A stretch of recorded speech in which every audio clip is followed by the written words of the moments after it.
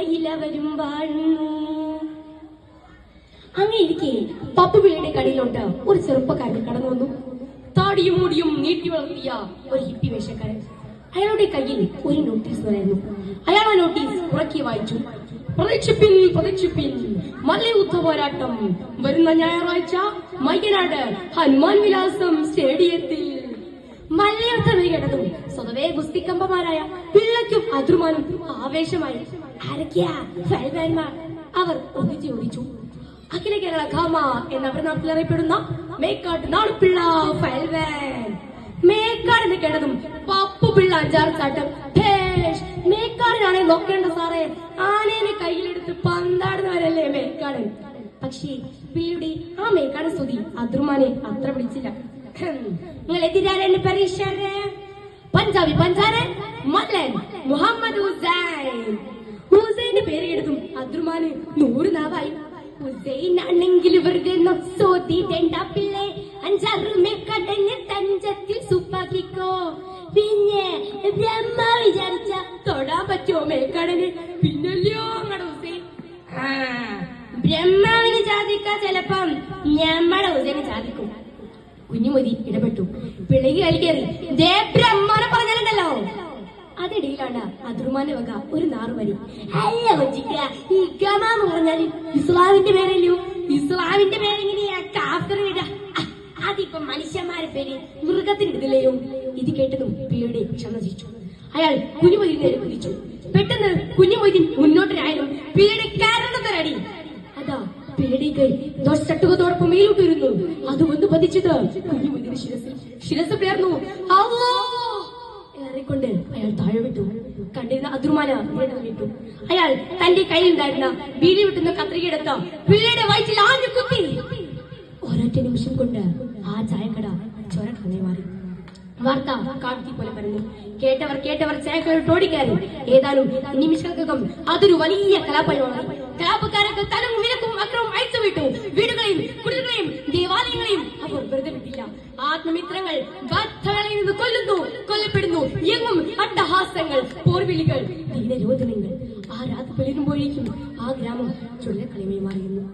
കുടിലുകൾ ചാരക്കൂനകളായി കുടിലകമാണ്ടവം താണ്ടി അളവിട്ടു ഗ്രഹണങ്ങൾ വിടർത്തിയ മതനാഗങ്ങൾ വിഷം ചീറ്റി മരണം വന്നു പിടിച്ചു നടന്നു മനുജനു മണ്ണിൽ മതം പൊട്ടി. എങ്ങും ശ്മശാനമുഖിലാണ്. പുരുഷന്മാർ ഗ്രാമം വിട്ടുപോയി. ആർക്കും ആരുടെ മേലും നിയന്ത്രണമില്ലാത്ത ദിനരാത്രങ്ങൾ. അതാ നോട്ടീസ് വായിച്ച ചെറുപ്പക്കാരൻ വയ്യോരത്ത് തളർന്നിരിക്കുന്നു. അകലെ കലാപകാരുടെ ആരംഭം. മതഗുരുക്കന്മാർ സഹോദരങ്ങളെ കഴുത്തറക്കാൻ ഓടി വരികയാണ്. അവർ അയാളെ കണ്ടു. നീ ഞങ്ങളല്ലടാ, പിടിയുടെ കത്തി.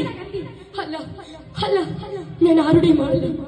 എല്ലാവരും എന്റെ സഹോദരന്മാരാണ്. എന്റെ സഹോദരന്മാർ. നിർത്തട സഹോദരൻ, കുത്തി മലർത്തവനെ. അയാളുടെ ആ ദിനവിലാപം ഭാരതത്തിന്റെ ആരും കേട്ടില്ല, ആരും അറിഞ്ഞില്ല. ചോരതളം കെട്ടി നിൽക്കുന്ന വീതിയിൽ കൂനനുറുമ്പുകൾ മാത്രം.